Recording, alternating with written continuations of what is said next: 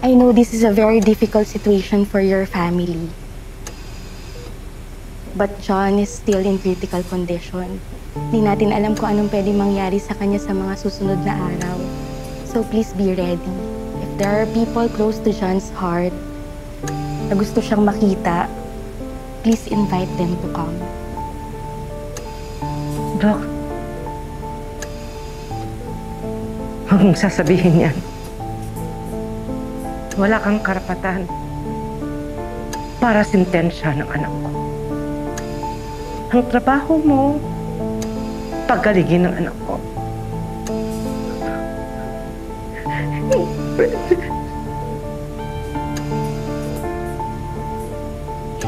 Hindi pwede.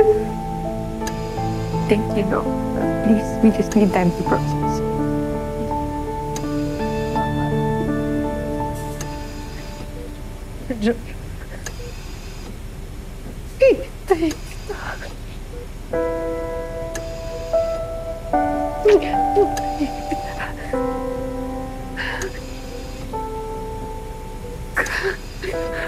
Mama. Mama, kailangan ni John si Gemma.